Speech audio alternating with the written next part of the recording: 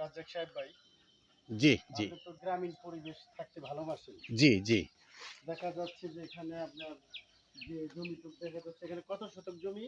40% 40% জমি। তার মধ্যে আপনি উন্মুক্তভাবে ছাগলের চাষ করছেন, ছাগল লালন পালন করতেছেন। আবার ছাগল থেকে দেখা যায় যে বাচ্চা উৎপাদন করতেছেন। আবার পাশেই আপনি সবজি বাগান, সবজি বাগান উন্মুক্ত শেডের মধ্যে আপনি ছাগল লালন পালন করতেছেন। তো পাশে আপনার নির্মাণাধীন মসজিদ, আপনার বাসভবন।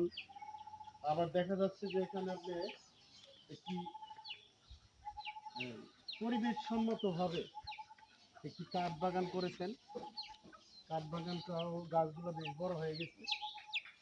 তাছাড়া পাশে দেখা যাচ্ছে একটা সুপারি বাগান, যেটা ইকোলজিক্যাল এগ্রিকালচার, মানে পরিবেশ সম্মত কৃষি খামার। আবার দেশি মুরগি লালন পালন করতেছেন, সেটাও আমরা দেখতে পাচ্ছি। পাশেই দেখতে পাচ্ছি একটি ছোট আকারের আহ, জলাধার পুকুর, পুকুরে ঘাটলা বাঁধা পুকুর। এটা একটা গ্রামীণ ঐতিহ্য বহন করে। তৎকালীন সময়ের আহ, মুঘল রাজা বাদশাদের সম্রাটদেরও দেখা যেত। আবার দেখা যেত ব্রিটিশ পাকিস্তান পিরিয়ডের জমিদারদের বাড়িতে পুকুর এবং ঘাটলা করা পুকুর, সেই পুকুরের পরিবেশেই, পুকুরের পানিতেই তারা গোসল করতেন। তো এটা আসলে শৌখিনতার একটি প্রতিফলন।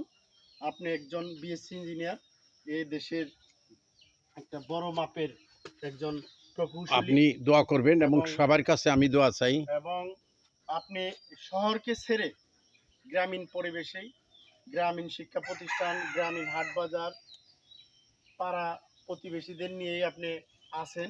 আলহামদুলিল্লাহ। আপনার অনেক প্রশংসা আমি শুনেছি। আপনি মানুষের সাথে মিশেন, বসেন, গল্প গুজব করেন, জীবন ইতিহাস তুলে ধরেন। তো আমি অত্যন্ত গর্বিত এবং আনন্দিত যে একটা অজু পারাগা ভগবানপুরে, আপনি আটিগ্রাম ইউনিয়নের ভগবানপুর আটিগ্রাম ইউনিয়ন, এসে মানিকগঞ্জ সদর। বসবাস করতেছেন। তো আপনার প্রশংসার দাবিদার। তো আমি আরেকটা আপনাকে অ্যাডভাইস করব যে এই যে আপনার জায়গাটা কাঠ বাগান করেছেন, ভালো কথা। কাঠ বাগানের নিচে আপনি আহ, ছায়াযুক্ত পরিবেশে যে সমস্ত মশলা জাতীয় উদ্ভিদ, যেমন আপনি আদা চাষ করতে পারেন, আপনি থ্যাংক ইউ, হলুদ হলুদ চাষ করতে পারেন। এই যে field, thank you, thank you, এই থ্যাংক ইউ। ফিল্ডটার মধ্যে আপনি এই দুটা ফসল করতে পারেন, এটাকে বলে আন্ত ফসল।